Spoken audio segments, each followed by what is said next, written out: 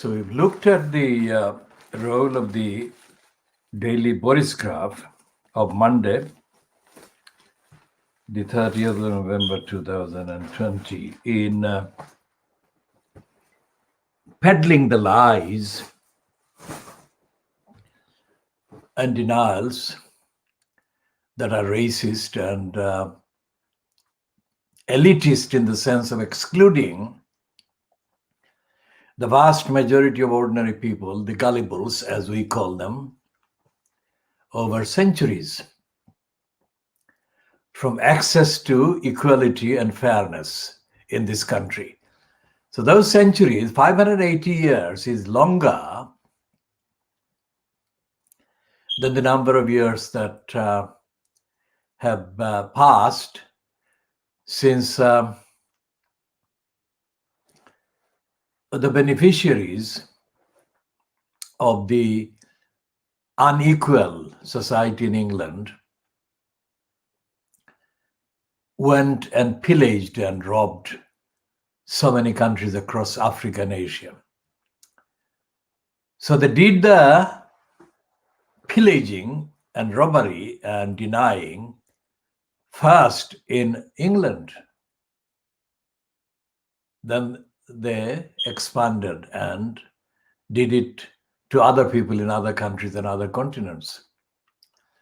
So Monday's Daily Telegraph, Boris graph, decrying the kind of behavior of the Eton School head teacher, Simon Henderson, dismissing this anti-feminist master is not a kind of one-off, and it's not an isolated kind of attack on the proponents of equality, let's say. Because in the Mail on Sunday, they have a kind of prominent two pieces against what they call wokery. That is to say that they have got attack pieces against anti-racists and anti kind of inequality. And one is a piece by their political editor called Glenn Owen, who says charities are told to avoid wokery and culture wars by their own UK chief, and the UK chief is kind of given the platform right underneath. And it's a woman called Christina Stowell. Now, Christina Stowell is about to kind of end her time as the chief of the UK Charity Commission. But I suspect that this piece, the timing of this piece, is in effect linked to something I sent to them. I sent a questionnaire as an update through an organization that I am responsible for coordinating. And I'm not saying that that is the only connection, because there must be other similar kind of communications to them. But mine has been centrally, constitutionally kind of phrased, and I shall go into that in a minute. What Christina Stowell is doing, she's due to retire, and before that she's been found to be an unfit person to hold that position.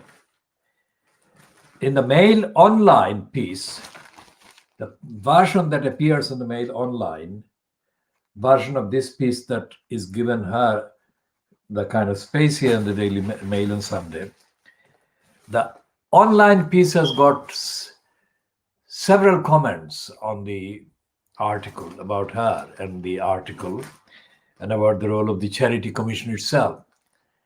And one of the first comments says, that Christina, who is kind of abbreviated to kind of shortened to Tina in colloquial kind of English. The Tina is in that post as the chair of the Charity Commission, and she attends 2 days a week. And for those 2 days, she gets what, 62, 72, 82,000 pounds. Now, if whatever the amount is, if it is kind of divided by 2, I mean, it would be like she's getting twice the amount that David Pennick charged the Manchester City Football Club for his being retained to deal with the ban by an European sports organization. So Tina Stowell is being paid from the UK public funds. The equivalent of what? 35,000 pounds per day. Now we divide 35,000 pounds into, let's say, 7 hours or 8 hours.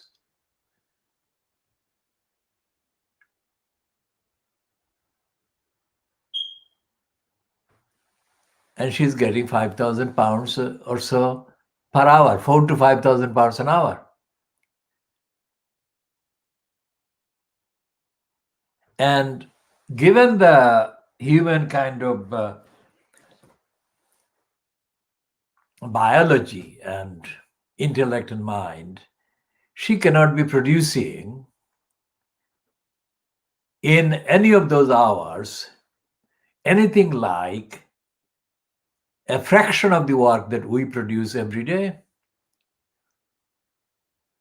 So if we kind of apply that rate to the work, the cost of the work, that the cost kind of measure, if you like, that the work we produce, we create, our work would be like twice and a half. So it would be like 100 and nearly 200,000 pounds every week. That would be the cost.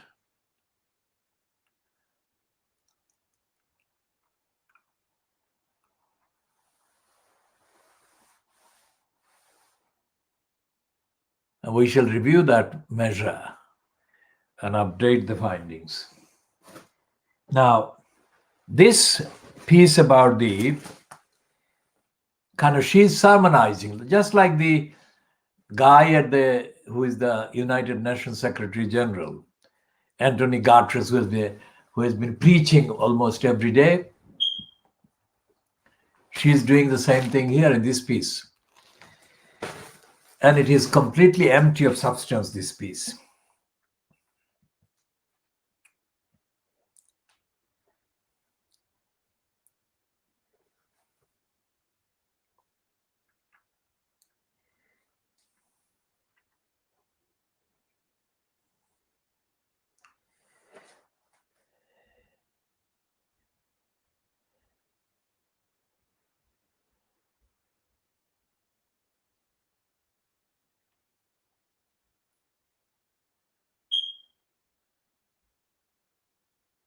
Because Tina Stowell is saying in the headline that if you want to improve lives through charity, leave political fights out of it. That's a contradiction. It's a criminally intended lie. Because that very piece, lecturing people to not do political fights, is itself political and corrupt and illegal. Because the Charity Commission has been completely kind of reduced to a toothless liability. As I have been saying about the other regulators, the UK has been kind of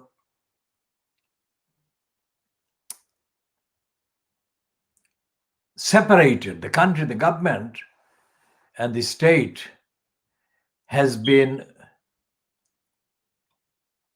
engaged in eliminating the culture of regulation and audit and accountability. The UK never had a rigorous regime for holding institutions and government to account in any case. Never. But there have been periods when regulation has almost been recognizable. But in the last, 40 years, regulation has been disappearing. And the Charity Commission has been centrally responsible for allowing the deregulation to come into place as affecting the so-called charity sector. And here, my focus is not on the ordinary small charities, but on the big registered charities that are part and parcel of the corrupt operation of the corrupt state, including the charities that are supposed to be helping the most vulnerable people and the most vulnerable animals. It is known that the Charity Commission doesn't do any investigation into most of the complaints against wrongdoing and criminally active charities and their trustees. So when she says that people shouldn't be political, she's lying in every word that appears under her name there. It could have been written by somebody else, not her.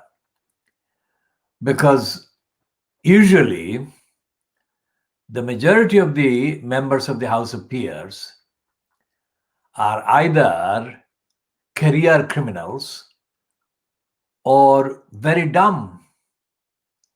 Career criminals got there by donating large sums of money or significant amounts of money in party political donations to crooks in the Conservative Party.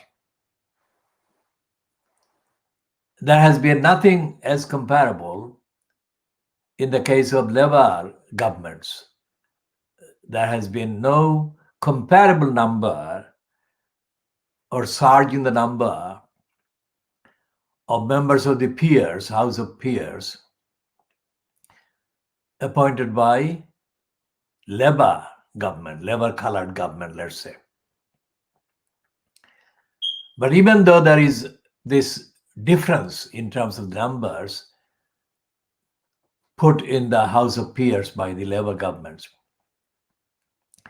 the fact that the House of Peers is actually dominated by criminals, career criminals and liars and dimwits does not represent any kind of democracy at all.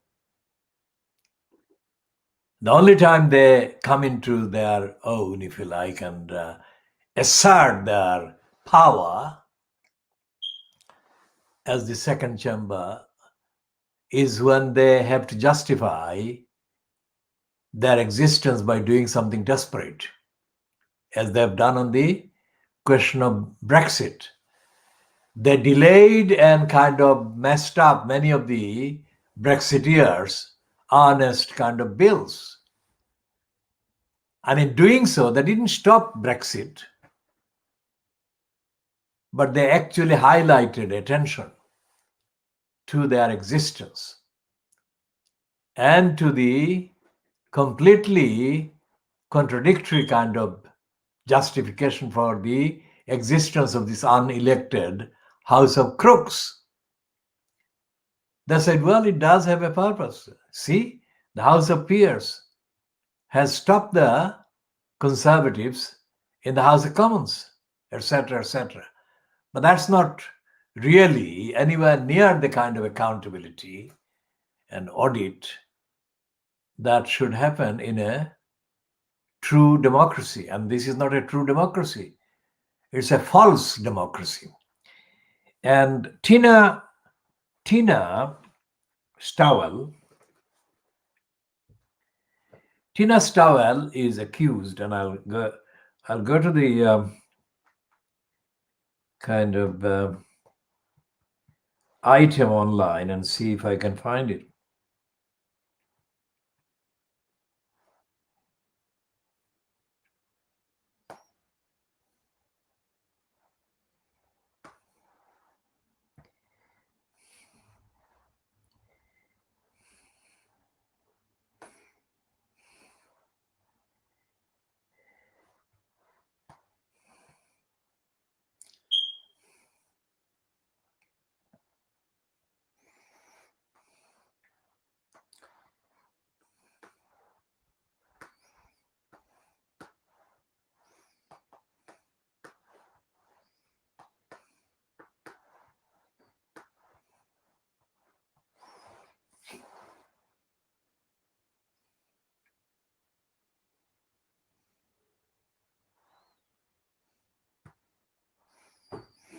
So what she's saying there, of course, is if you want to improve lives through charity, leave political fights out of it. Writes Charity Commission Chair Baroness Tower. She is in that post precisely because of political fights not being kept out of it.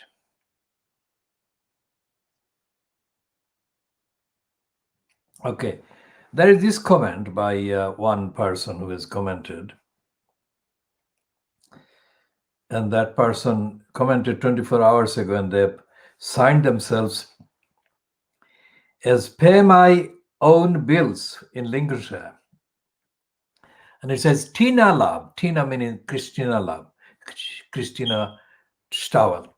Tina Love, comma, you sit atop a quango that's been a laughing stock for its convenient lack of teeth and unfailing ability to turn the blind eye on dodginess for decades in terms of the charity, patronage, infrastructure, and funding. So that's one comment. And the another one is from somebody called Rich Gate. The Baroness should be advising charities of the offense they are causing past contributors by their relentless woke policing. Now that is the woke. And that piece is part of the attack on the woke. Okay. And she's being, there she is. Truth comes from London. And this comment is the one that refers to her pay. Her role is for 2.5 days per week. Okay, 2.5 days, not 2 days. For which she's paid £62,500 per annum. Not bad. Charity is the best racket to be in. Now, that is £62,500 per annum. So let's go and see what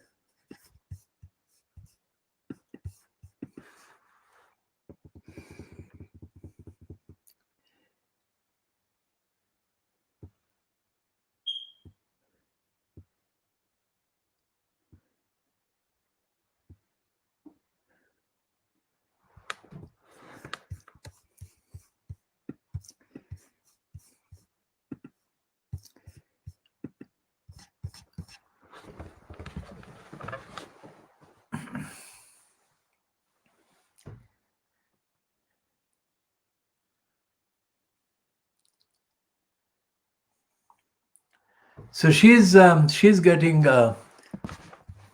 62,500 pounds for 125 or 150 days. Well, 1 week, 200, so 52 weeks is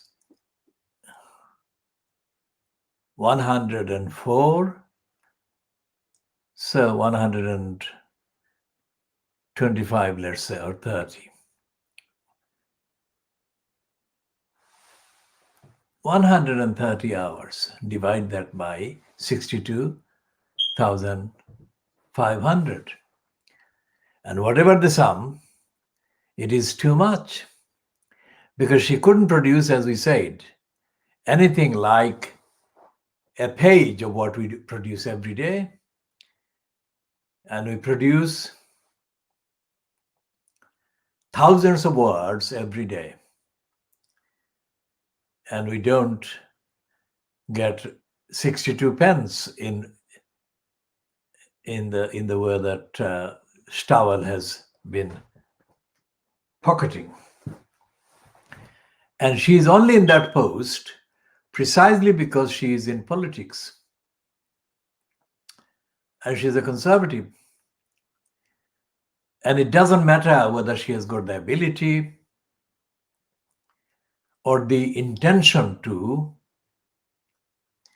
provide any service intellectually, morally, ethically to the sector called charity. And as one of the commenters said online, it has been completely dysfunctional, toothless for decades. And as I have said, it has been deregulated over decades. So what does it do to the local communities? Any person familiar enough with the operation of the, broadly speaking, kind of registered charity would know that there are two things that charities are allowed. One is that they are not taxed in a way that a commercial organization, commercial active outfit would be taxed. And secondly, they are not actually kind of made to pay other kind of fees and contributions if their income is under 10,000 pounds or so. And there are other exemptions. And if they are seen to be delivering service to the community, local community, in accordance with the published aims and objects of the particular charity, then members of the charity concerned are treated with significant amount of recognition and goodwill by the local community, generally speaking. And it is there in the local communities concerned that the Charity Commission is failing to exercise the duty to regulate, because most of the outfits that are kind of registered with the Charity Commission are not delivering the stated benefits to the local or service to the local communities. And this actually refers to, for example, in Tower Hamlets, London, East London, the vast majority, in fact, all of the charitably described recipients of the grants given by the Tower Hamlets Council regime while Lutfur Rahman was in post as the elected mayor. I here refer to the list of those organizations contained in the PwC audit report, so-called, that runs into 200 pages as far as I remember. Although that report itself lacks rigor, traction, etc. There are some banal facts like this one I've just mentioned that can be included in a diagnosis like this one I'm doing. And not only that, the reports about the behavior of Tower Hamlets Council in giving grants to organizations that suited Lutfur Rahman's votes-related plans or electoral plans included a number that didn't even ask for grants, but they were given the grants.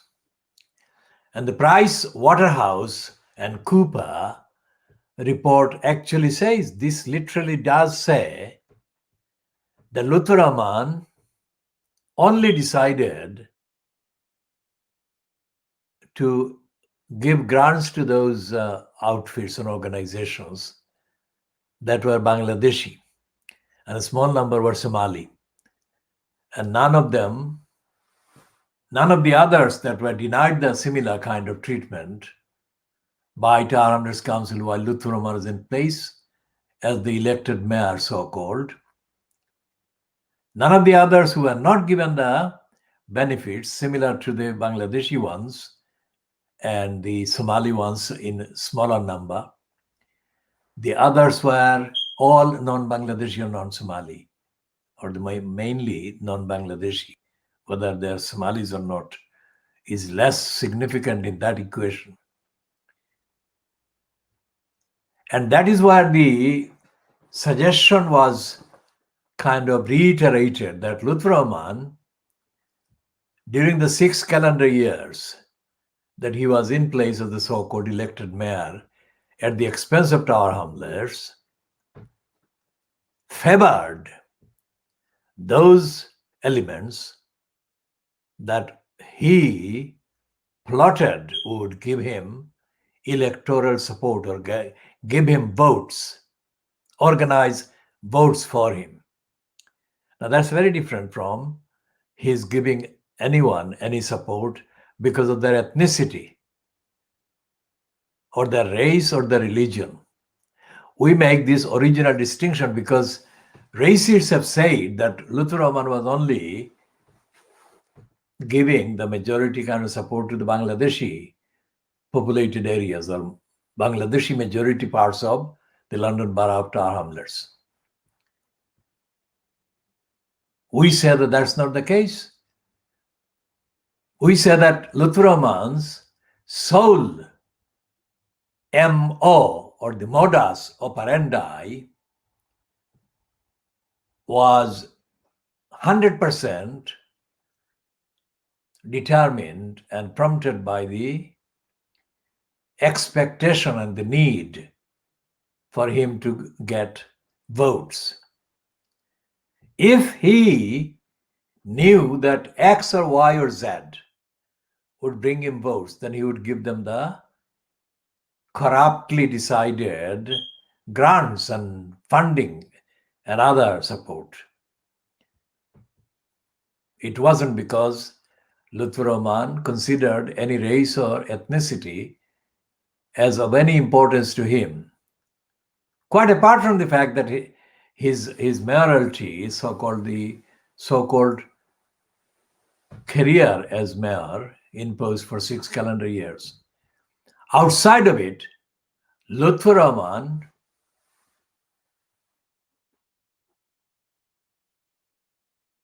has never been known to do anything against racism for the principle of opposing racism or doing anything in the community for the principle of doing something selflessly for the benefit and the good of the others. In fact, Lutfur Rahman is not known as having done anything for the community at all. That is record, that is evidence. The evidence shows that Lutfur Rahman was invented as a political person.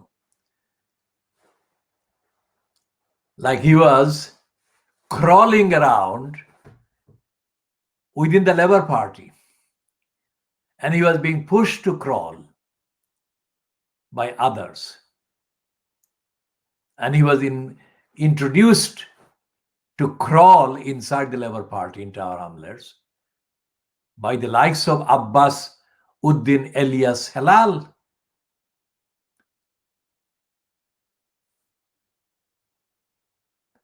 It was Abbas Uddin Elias Halal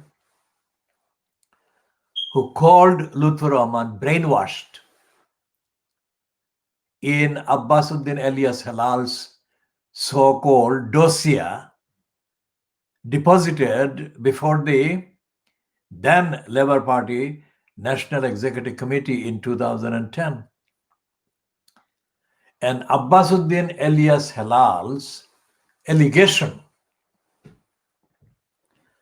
that Lutfur Rahman had been brainwashed by fundamentalists or extremists has been reported by the kind of ordinary media.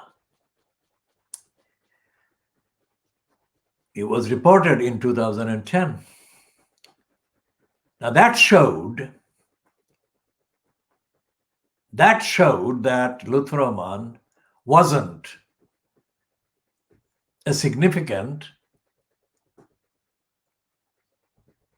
participant in political or social action anywhere, not even among the extremists, fundamentalists, etc.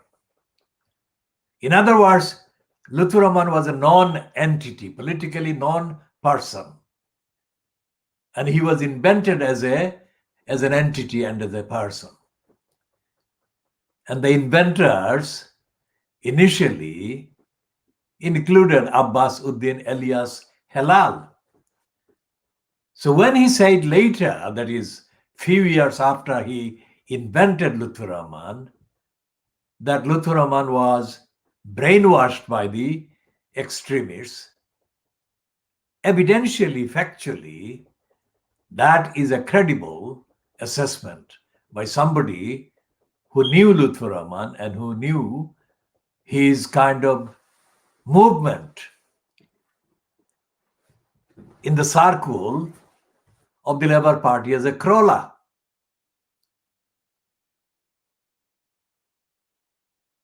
And that is why Abbasuddin Elias Halal opposed Lutfur Rahman's kind of presentation by the others as the fit candidate for the electoral post of elected mayor. That doesn't mean that Abbasuddin Halal himself was fit for the post either. But his knowledge of Lutfur Rahman, simply on the evidence of his involvement in inventing Lutfur Rahman as a political kind of entrant, is significant because he got involved and he got Lutfur Rahman involved. Neither Lutfur Rahman nor Abbasuddin Elias Halal has contributed anything original, anything moral, anything ethical to stop the corruption ongoing in the Tower Hamlets Council or in the Tower Hamlets Labour Party or in the general kind of wider population in Tower Hamlets.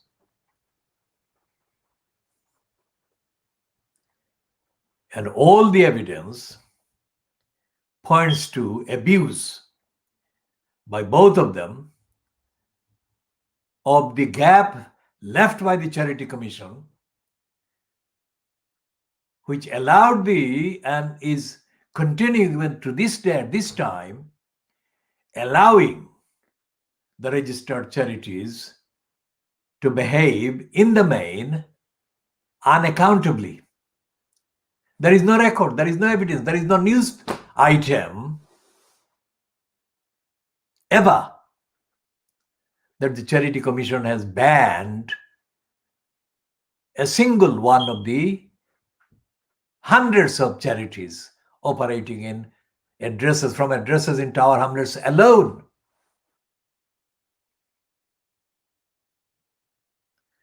Tower Hamlets alone has got hundreds of charities. And they never publish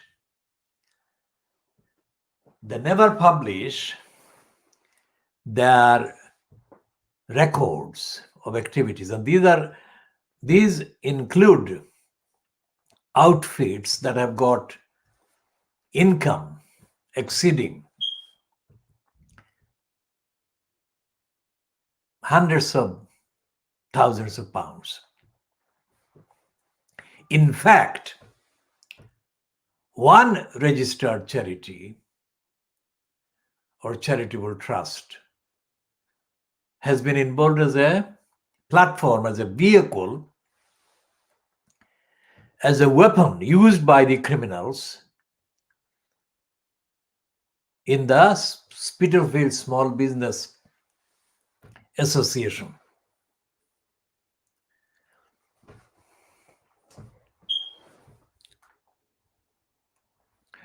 Let's see how much this charity has got on the published.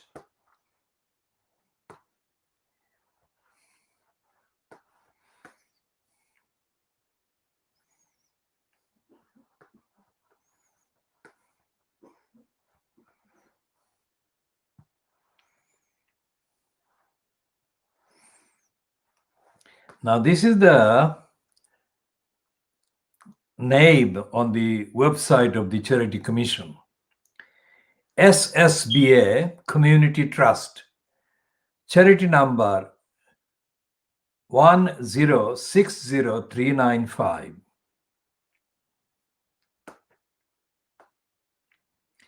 And its data for financial year ending 31st of March 2019 shows total income £334,775, and it shows the total expenditure more than that, which is £340,794. And total income includes £119,000 from 2 government contracts.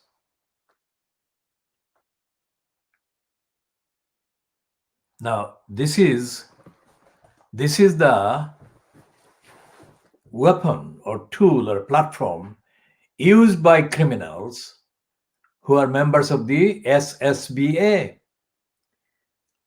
and they used to carry out the attacks on the Kitten's house and all that entails. And there is evidence that in the past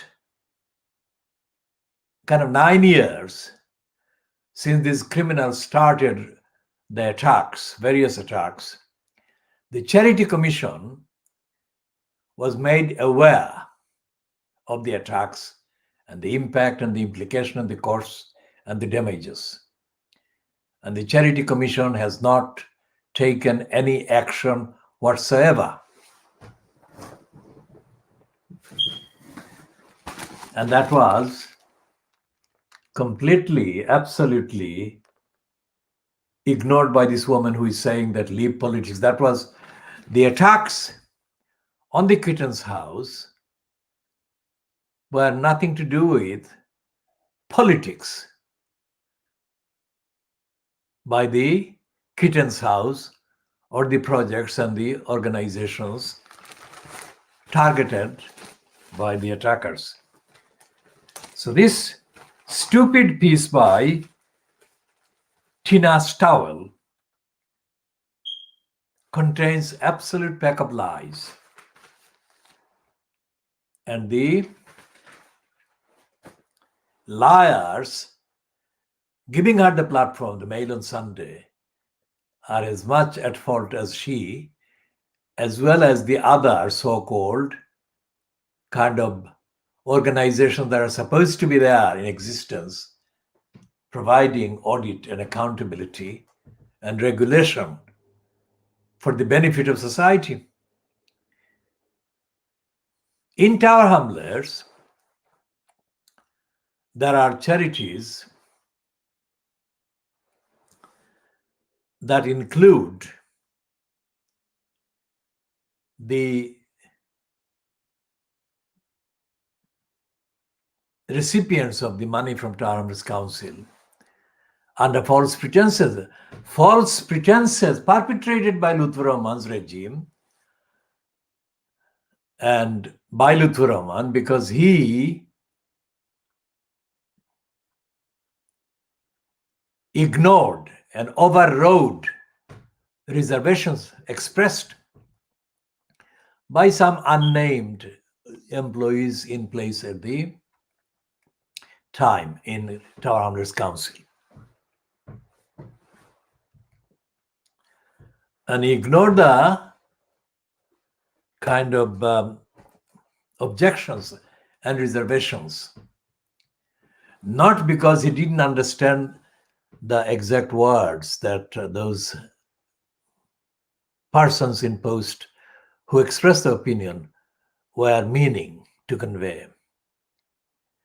Lutfur Rahman calculated, whether he was advised by Ken Livingston Livingston or other criminals has not been disclosed yet publicly. But he must have been advised throughout, because Lutfur Rahman doesn't have the independent kind of abilities to comprehend and cover all the aspects and implications. One of the reasons why, according to the presentation in the House of Commons or in Parliament by the Conservative MP, who did a kind of presentation about the role of the monitoring officers, he reported that the monitoring officer, who was Isabella Freeman at the time, had advised the council, Tower Hamlets Council, that Lutfur Rahman, in place as the so-called elected mayor, did not address the council and did not speak to the council at the council or during the council meeting, because to do that, to speak, would involve Lutfur Rahman suffering loss of his human rights. Think about that. Think about the depth of corruption and criminality and lying that implies.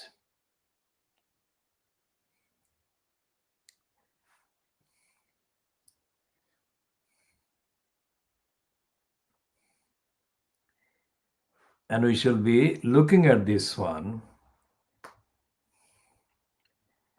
The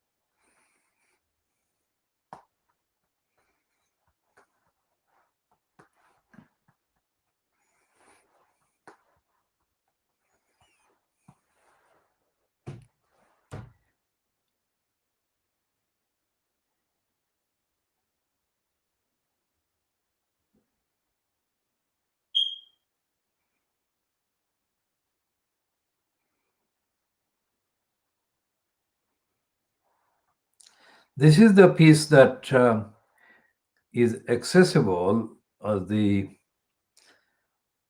It's a piece published by the East London Idiotizer online on 17th of January 2013. And it says the town hall legal officer who monitors Tower Hamlets councillors' standards of behaviour in public life in London's East End has been slammed in Parliament for bias towards the members of the Mayor's cabinet. Public funds have been spent investigating complaints against opposition group leaders lodged by Lutfur Rahman supporters on the council, but not when complaints are levelled against Lutfur Rahman's own cabinet members. MPs heard. That was in January 2013, and we shall go into that.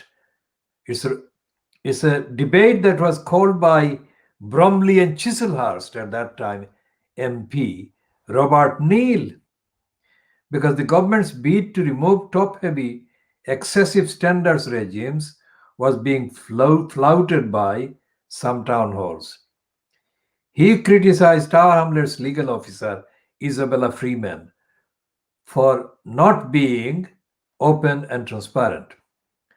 And Robert Neal is quoted as follows: She, that is Isabella Freeman, investigates complaints lodged by a member of the mayor's cabinet, he told MPs.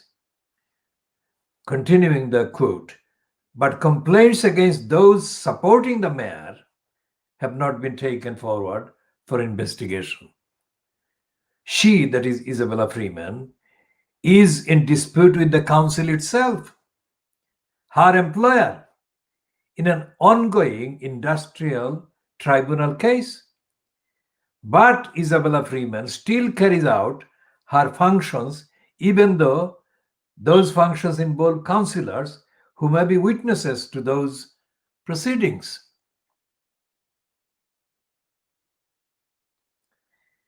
And Robert Neal is continued in being reported there by Tower Hamlets has reached the extraordinary stage of elected members from several parties having passed a resolution at a council meeting behind closed doors last summer to have disciplinary steps taken against the monitoring officer herself, Robert Neal pointed out. We might have thought she would have withdrawn from the meeting, Mr. Neal added. Instead, she insisted on remaining and noted what was being said, which hardly gives the impression of an unbiased, open, and transparent approach.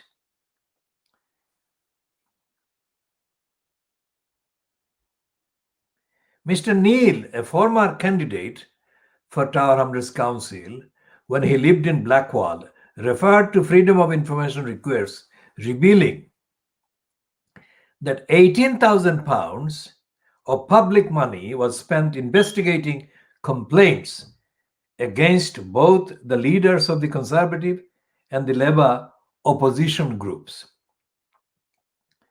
But no such complaints have been taken forward in the same way against the group that supports the mayor, that is Lutfur Rahman, so-called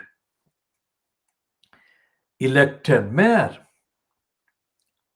Councillors also raised complaints about a highly partisan council publication called East End Life. Now, we shall go to the Hansard entry if we can find it.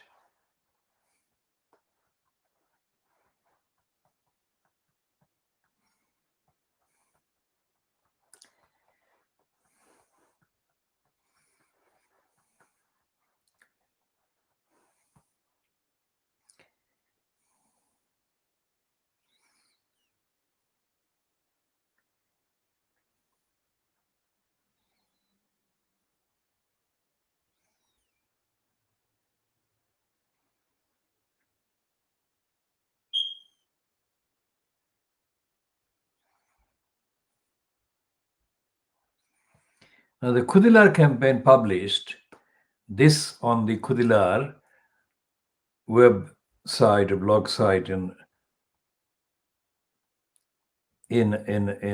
January 2013. Isabella Freeman hits the Daily Telegraph London blog as a direct follow-up by that paper of MP Bob Neal a week ago.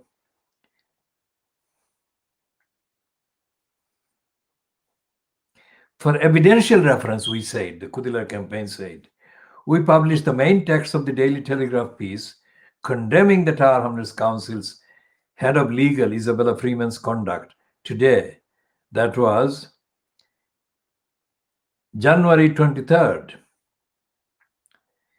And it's by Andrew Gilligan, Politics. Among the most interesting members of the dreadful crew around Lutfur Rahman, the extremist-linked executive mayor of Tower Hamlets is the council's assistant chief executive, a woman called Isabella Freeman, and there is a picture of her above. She is one of the borough's shrinking band of senior white officials who has not been sacked or decided to leave. Last year, it can now be revealed, both Labour and Conservative members of Tower Hamlets Council overwhelmingly passed a motion recommending disciplinary action against Freeman. It was passed in a secret session of the full council, but has so far made no difference whatsoever to Freeman's position. It has not even been reportable until now. Freeman is responsible for the standards regime, the code of conduct for Tower Hamlets councillors.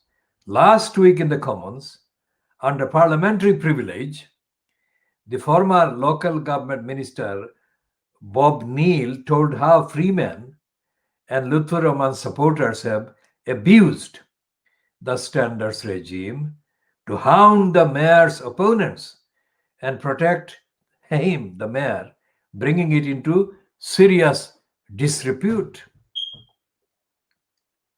Anti-Lutfur Rahman councillors, including the Labour group leader Josh Peck, his predecessor Helaluddin Elias Abbas, or Abbasuddin Elias Halal, and the Tory leader Peter Goulds, have, said Neal, been subject to a history of vexatious complaints by Rahman supporters and placed under costly and time-consuming investigations by Isabella Freeman for Kafkaesque supposed offenses, which amount in essence to doing what many people would regard as their duty. What Bob Neal called the most frankly scandalous example involves me, that is Andrew Gilligan. One of Lutfur's key actions after taking control was to appoint a man with close links to the Islamic Forum Europe called Lutfur Ali as assistant chief executive of the council. Its second most important job. We showed the absurdity of this hire by quoting a leaked headhunter's report of his job interview, which described Lutfur Ali as a marginal, limited, superficial, one-dimensional candidate who might struggle intellectually with the job. The CB submitted by Lutfur Ali was also leaked, showing he had given false dates for a previous post and had omitted the fact that he had been forced to resign from that post for breaching the local authority code of conduct.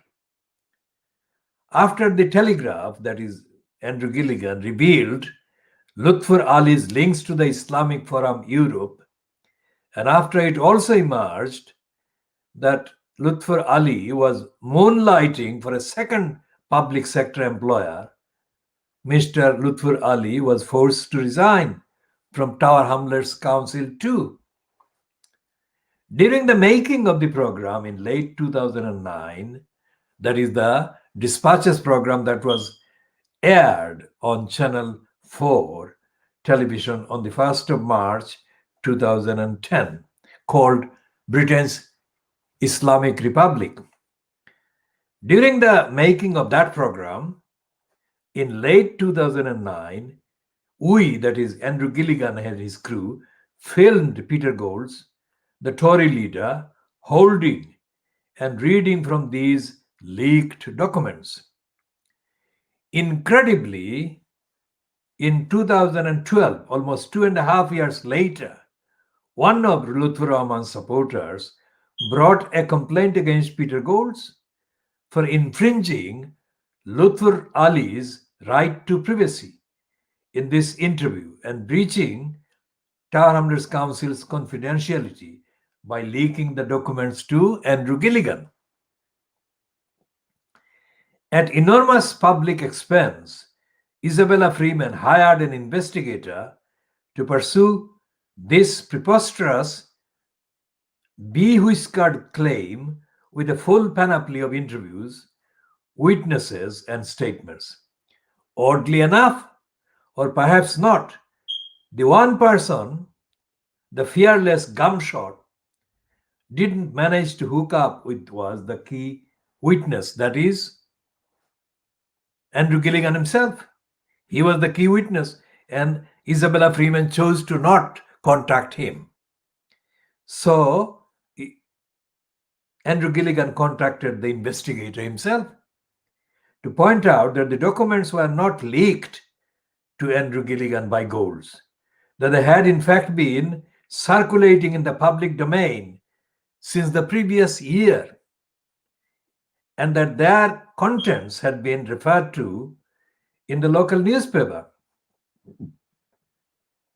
The East London Advertiser, as early as May 2008, and that even if Peter Golds had been guilty of any disclosure simply by reading them out on television the year after, the deceits and disqualifications of the council's second most senior officer were surely not private, but matters of the clearest public interest, says Andrew Gilligan. So Gilligan asked why Tower Hamlets Council was spending thousands of pounds to defend a long-gone employee who was forced out for essentially cheating the council, especially since Lutfur Ali himself had never complained either to Tower Hamlets Council or to Channel 4. So Andrew Gilligan asked why this investigation was being launched so long after the supposed offense had taken place. And Andrew Gilligan also asked why even something Golds said to Andrew Gilligan was the basis of the complaint. The investigator had made so little effort to contact Andrew Gilligan. Answers came there none. That is, none of these questions put by Andrew Gilligan were answered by Tower Hamlets Council. And Gilligan says, presumably because the answer is that whole farrago was launched for the sole purpose of hassling Mr. Golds, a regular thorn in Lutfur Rahman's side, tying him up in legal knots, costing him big money in legal bills, and deterring anyone else from holding the dear leader, that is Lutfur Rahman, to account too vigorously. So Andrew Gilligan says, scandalous is almost too weak a word for that behavior. At the time of writing, that is January 2013, despite a formal written statement from Andrew Gilligan making clear that the key allegation against Golds is false, the complaint against Golds is still grounding on. It was rightly rejected by the local government's tenders tribunal. Astonishingly, Isabella Freeman and Tower Hamlets Council were then considering appealing against the rejection. That is January 2013, 7 years from today. Well, nearly 8 years from today. Perhaps they will end up at the European Court of Human Rights. In the meantime, Peter Golds was faced with yet more hassle and potentially substantial legal bills. The poor old taxpayer, of course, is picking up the council's side of the tab, which will not be small. It is far from the only such example. After a similar case, as Andrew Gilligan says he described in 2011, Tower Hamlets Council suspended its ex-leader, Abbasuddin Halal, following a complaint by an IFE bigwig. Abbas's offense was to reveal the truth about how that self-same IFE man, a council employee, had been disciplined by the council for interfering with the 2010 elections. This too was deemed an invasion of privacy. £12,000 has also been spent on a complaint from the Lutfur Rahman camp against the Labour leader Joshua Peck for walking on the cracks in the pavement, something too tedious to describe at length. As Bob Neill said last week in the House of Commons, Councillor's beef with Isabella Freeman is not just her zeal in pursuing these ludicrous cases. It is that, though theoretically a servant of the whole council, she seems rather less willing to pursue perhaps better founded complaints against the mayor's supporters, several of whom, as Andrew Gilligan documented in the past, have somewhat burning questions to answer.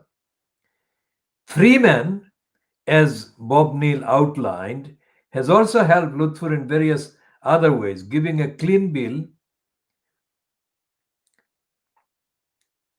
to his absurd weekly propaganda newspaper, East End Live, and ruling on at least one occasion that the dear leader need not answer questions from councillors at a council meeting because it might breach his human rights.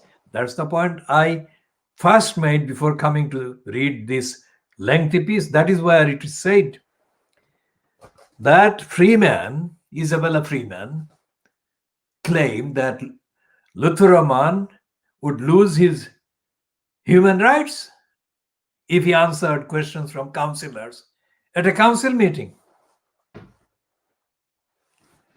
So, where are the evidence or the actions taken by the regulators about any of it? Because the local government ombudsman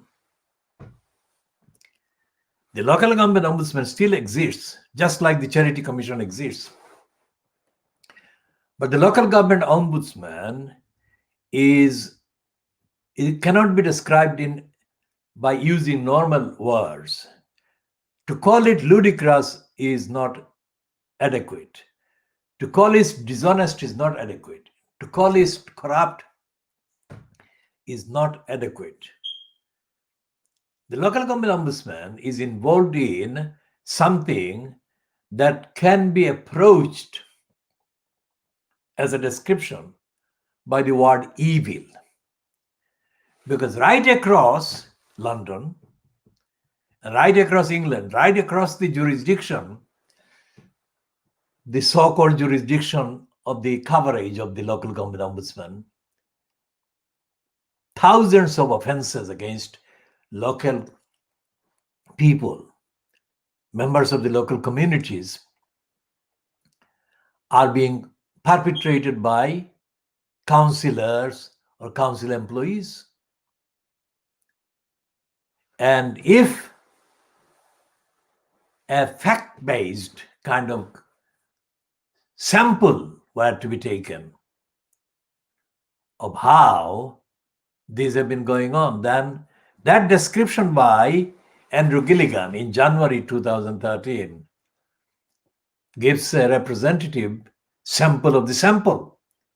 Tower Hamlets as George Galloway correctly said in April 2006, was the worst local council that Galloway had encountered or come across in about 30 years of his life in politics. And now, 14 years and a few months since Galloway spoke, Tower Hamlets Council remains the worst council in all of England. And the reason for that is not unconnected with the failure of Tina Stowell's Charity Commission. Because far too many registered charitable outfits are operating in Tower Hamlets or operating from addresses in Tower Hamlets that are involved in crimes. And the crimes are being committed with the collusion of persons that were actively part of the regime fronted by the so-called elected mayor Lutfur Rahman during the 6 calendar years.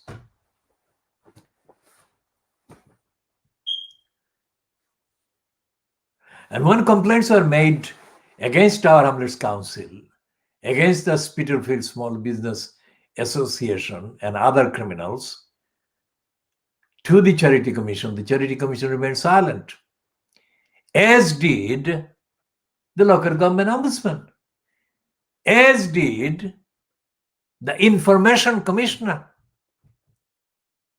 So these are regulators, so-called. They're disgraceful outfits of criminality, these regulators, on the evidence of this particular kind of narration and representation and diagnosis of Fleet Street. And Fleet Street is completely unwilling to go anywhere near recognizing the concept of regulation. And what they're doing, they're saying that the opponents of racism in this country are woke warriors.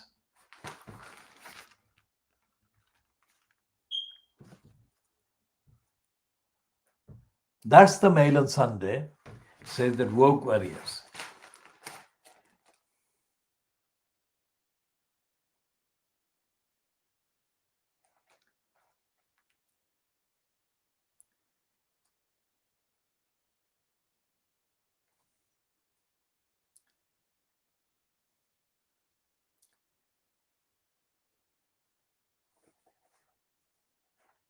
Now, in the publicity that this piece, the one that is written by Glenn Owen, based on the piece allegedly written by Tina Stowell, this is what it says.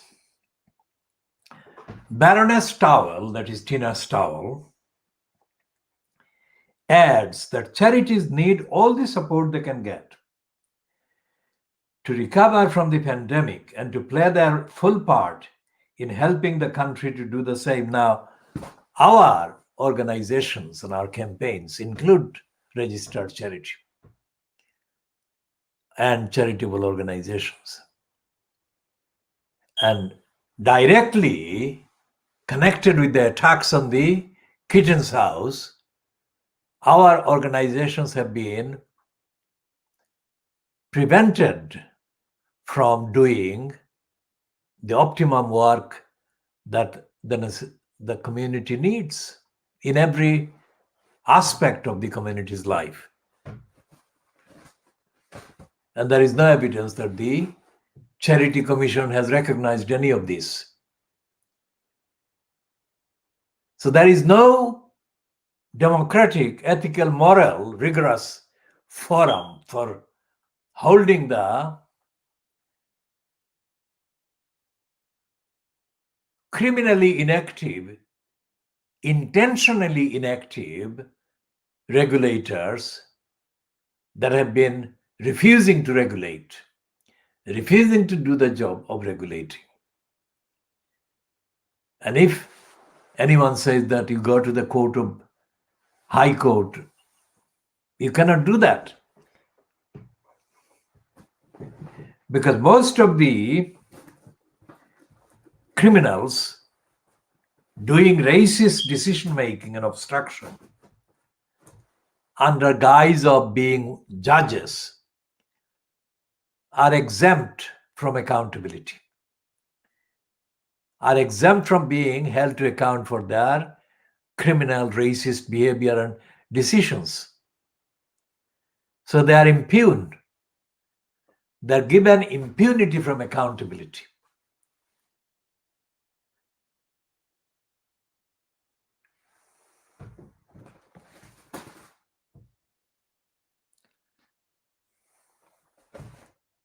How are they given impunity from accountability? Because they are given impunity by a mountain, literally a mountain of excuses and diversions and lies. Anyone who actually knows about the contents, the number, the volume of lies that the English judiciary hides itself, surrounds itself by, will know that all the purposes and intentions contained in the universal declarations and universal declarations linked kind of statements and treaties and agreements are effectively condemned to death. They're killed off by the lying English judiciary. Anyone who knows about the process of judicial review would know that that is one example. Theoretically, it is said that judicial review is available of executive action. But anyone who tries to have that judicial review actually done would lose half of their life by struggling to get through the series of hurdles created against having a judicial review of any executive action. What Bob Neal said in January 2013 about Isabella Freeman only simplifies, kind of symbolized a very tiny tip of the big iceberg of lying. I mean, Isabella Freeman would really stand as an insignificant comparison with the lies and the prevarication, the obstructions, the obstacles that are perpetrated by members of the judiciary at every level in this country. So it's evil. The judiciary is carrying out, in the main, an evil denial and barrier of kind of barrier against access to any say by the judicial process of the vast majority of the many who are denied and deprived of their rights and their entitlements and their claims. And these are all in breach of all the treaties that the UK formally remains signed up to. So where do the people at the receiving end of the violations seek their human rights? And the answer is that not in England, not in the UK. I mean, the behavior of Tower Hamlets Council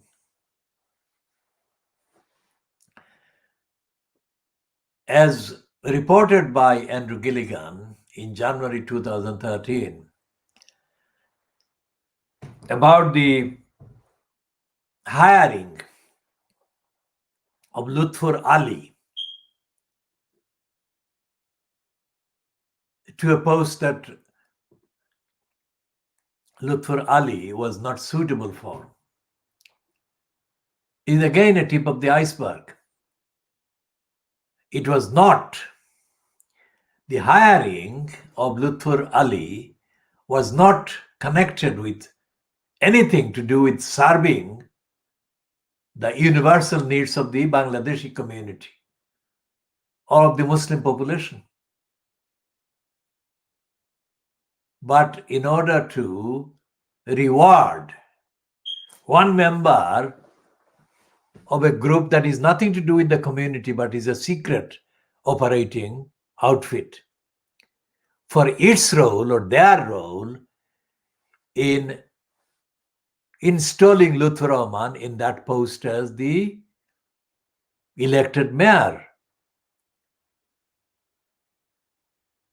And the allegations against the other Tower Hamlets Council employee, as reported by Andrew Gilligan, those allegations have remained proceeded with, if you like. And today, 30th of November 2020, there is increasing evidence that the same set of individuals, including Lutfur Rahman, are very much back in the frame, boldly claiming that the mayor system is not only good, but it is the best. And their hope is that none of the crimes and the denials and the obstructions and the criminality and the theft and the robbery and the corruption of the Tower Hamlets Council's resources, powers, and positions, none of that perpetrated during the 6 years that Lutfur Rahman was in post as the so-called elected mayor, that none of that will be remembered by the people in the community in Tower Hamlets, and that nobody will, that is neither the Labour Party nor any of the other parties or any campaigners like the 4 people that actually signed the petition against Lutfur Rahman and filed it in June 2014, that none of these people would come to stop Lutfur Rahman returning as the elected mayor post holder again.